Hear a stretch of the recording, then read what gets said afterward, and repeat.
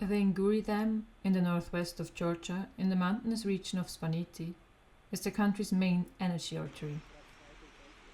The megadam was originally planned by the imperialist Soviet Union to generate energy for an even larger Transcaucasian region.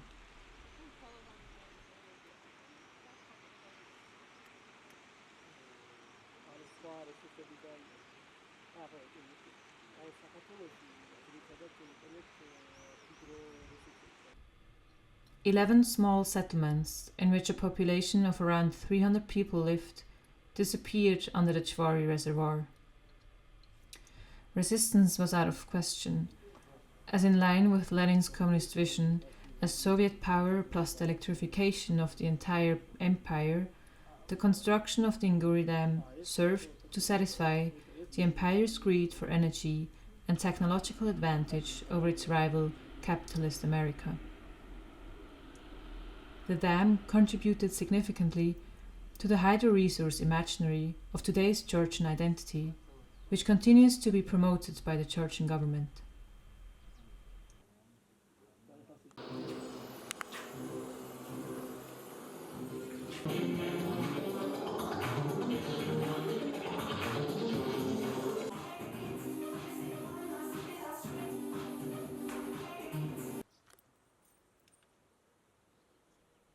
The dam is assigned a special role in the country's recent history, as the dam's labor forces of both sides of the Georgian-Abkhazian War in 1993 had joined forces to remain the dam in operation.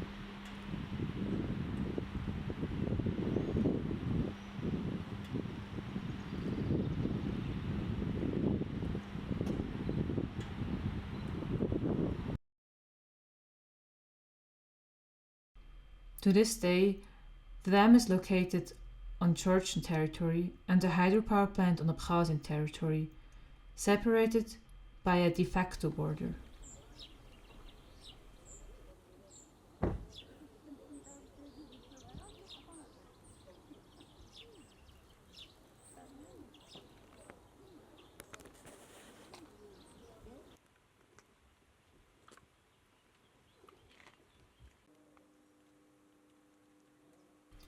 After the war, an informal agreement was reached in 1997 that guaranteed the region of Abkhazia 40% of the production of the Inguri power plant. In addition, the Georgian government has heavily subsidized electricity, resulting in crypto-mining farms appearing on both sides of the division line in the 2010s, leading to electricity consumption inflation and blackouts. Although by now illegal, crypto-mining farms are still being discovered, and per capita electricity consumption in Abkhazia was still 4 times higher than in the rest of Georgia in 2021. However, overall energy consumption has fallen again as the largest crypto-mining company, Bitfuri, left the country when cryptocurrencies were on the decline. The government is using this snapshot of increased electricity consumption to justify the high number of new hydropower projects. In 2023, the Georgian State Electrosystem published the network expansion plan for the next 10 years. It proposes the construction of more than 150 new power plants in the country, arguing in favor of energy independence and sovereignty. The list of new hydropower plants includes 3 large projects: Khudoni, Nenskra and Namakhvani. Their design was already developed in the Soviet Union and had to contend with strong, long-lasting opposition and arguably raised the question of sovereignty.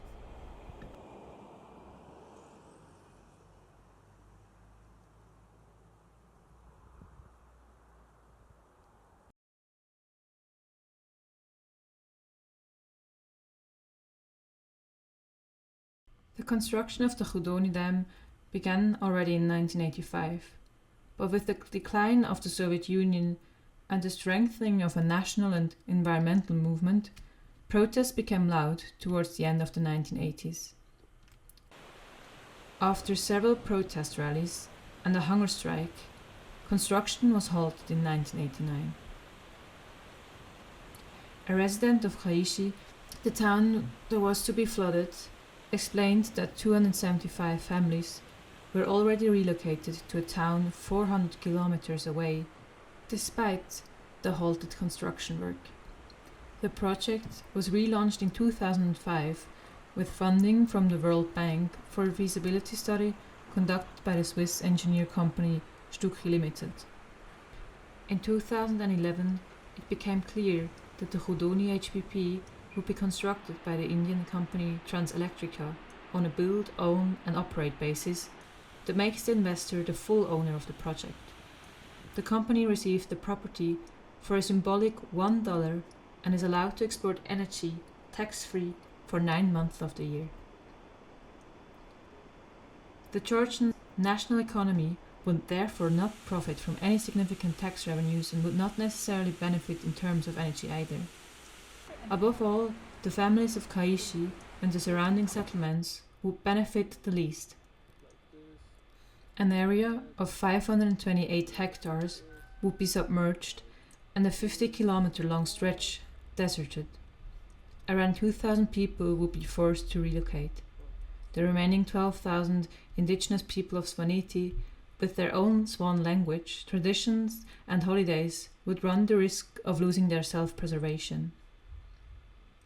In 2013, 200 families of Kaishi took a traditional oath in church, vowing they would protect Kaishi from flooding, or should they fail, face a curse that will haunt them and their families for generations. In 2022, the Georgian government bought the project back from the company, which led to renewed protest from the residents of Kaishi, who assured that they would keep the oath they took 10 years ago. However, in 2023, the Georgian government commissioned the Swiss engineering company to once again carry out studies. The power plant, like the whole of Svaneti, is located in a zone with a high seismic hazard, and given the size of the project, it is very likely that the construction of Khudoni would cause tectonic fluctuations and trigger seismic processes. The two large reservoirs, Enguri and potentially Khudoni, in one small region will have a negative impact on the environment and change its climate. Despite these accumulative effects, the Georgian government is planning another 30 HPPs in Svaneti, including a third large power plant upstream of the Enguri River on its tributary Nenskra, the Nenskra HPP.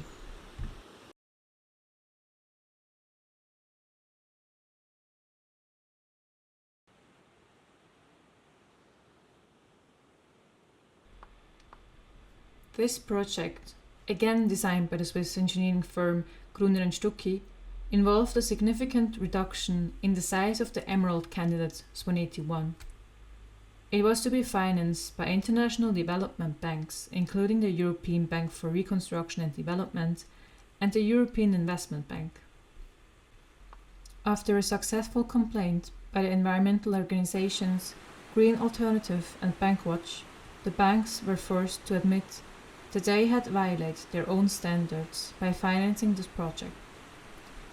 The financing is currently on hold, but the Georgian government announced in 2023 that the project, with some adjustments by the Swiss engineering company, would still be realized with the same investor, the Korean K-Water. In September 2024, local residents protested with a road blockade for repair the road to the Nenskra Valley, which was destroyed for the construction of the Nenskra HPP.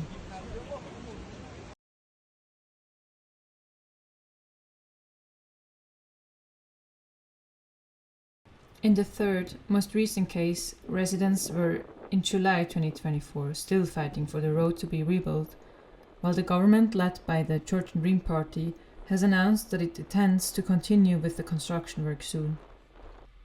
The Namakhvani cascade near Namakhvani and Vichy was to be built in the landslide-prone Rioni Valley. The idea of building a hydropower cascade on the Rioni River dates back to the Soviet era, when the Nguri and Khudoni dams were planned as well.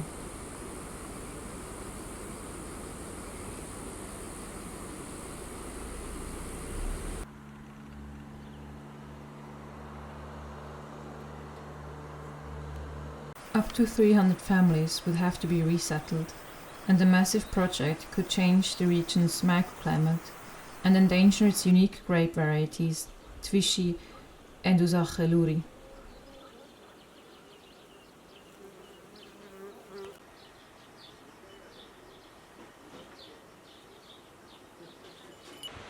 In 2019, the Georgian government finally concluded a public-private agreement with the company Enka Renewables Limited.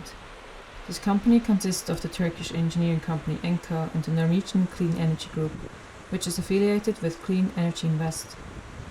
Clean Energy Invest was responsible for the construction of the Shuakhiri HPP in Achara, another HPP financed by the EBRD, whose tunnels collapsed just 2 months after the constructions were completed.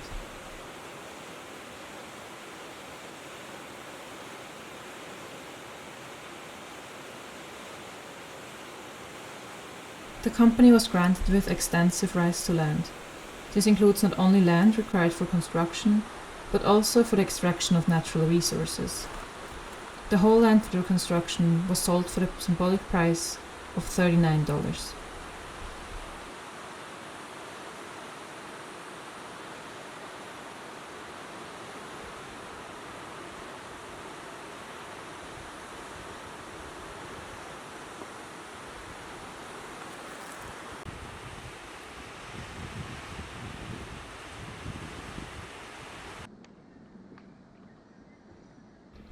The Save the Rioni Valley movement started small and then achieved widespread support throughout the country.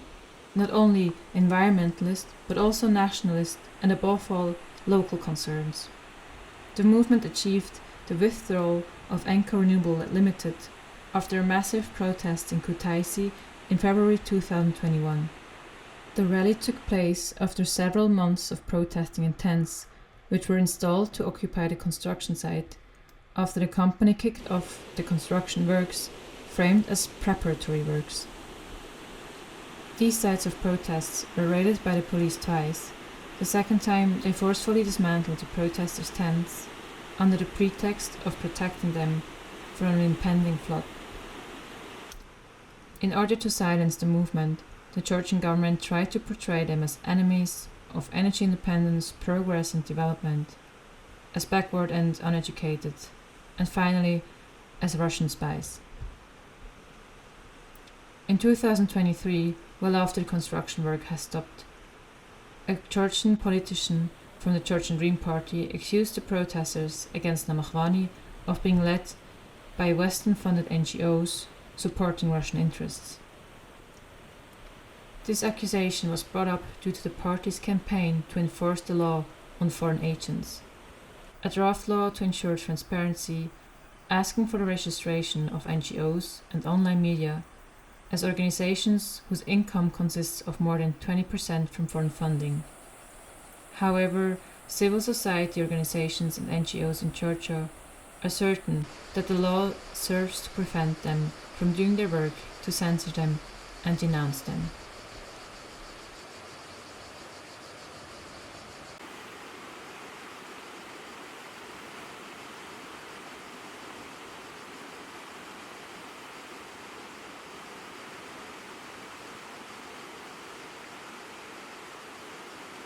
On 7th and 8th of March in 2023, there were large protests that prevented the foreign agent law from being passed.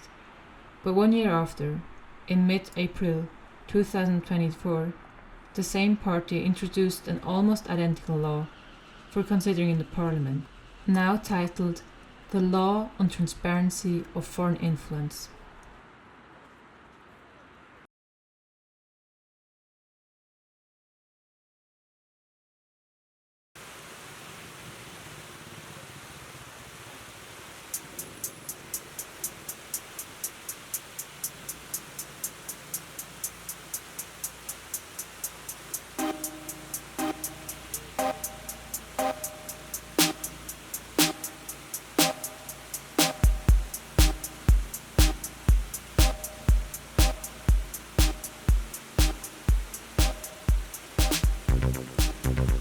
29th of April 2024, the acting Prime Minister Irakli Kobaridze, speaking on the state-affiliate TV channel EBRD, once again mentioned the protesters against the Namakhvani project as an example of foreign agents.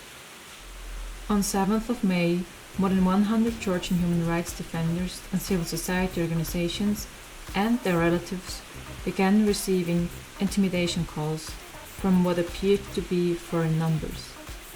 Those who answered received threats to stop protesting against the foreign agents law.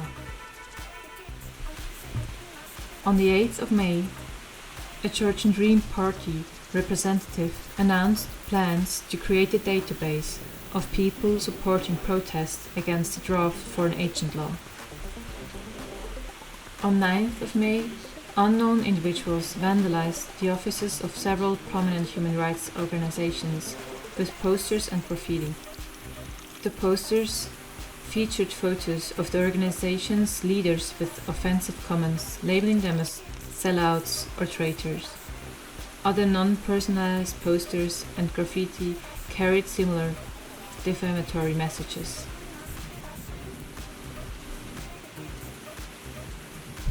Since mid-April 2024, over 100 people have been violently detained and are now facing charges. On 14th of May, after a month of massive protests, the bill passed its third reading in the parliament and was successfully adopted.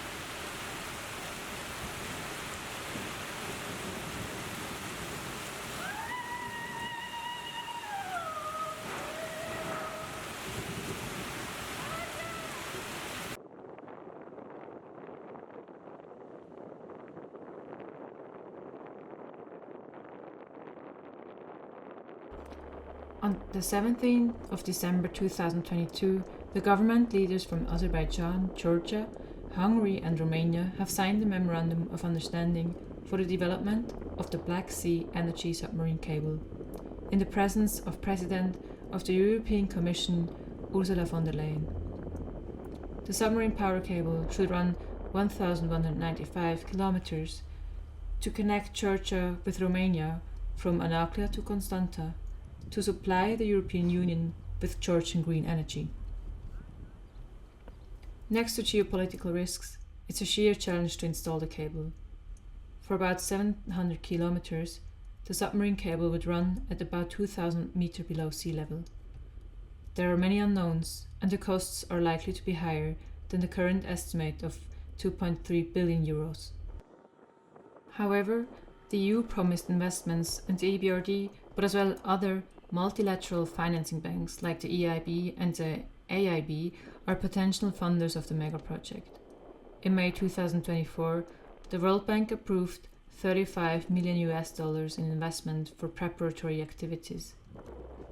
In 2023, the Italian engineering firm CESI expressed in its scoping study reservations about Georgia's renewable energy generation capacity and made the purpose of the cable dependent on the development of renewable energy in Georgia.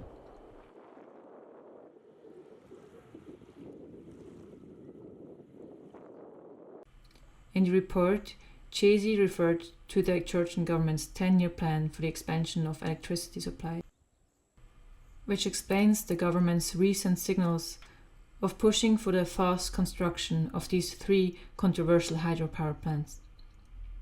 The development of this cable underlines the complex interplay between national ambitions, regional geopolitics, and global energy demands, putting local protesters and their demands under even more pressure and repression due to the EU's hunger for green energy.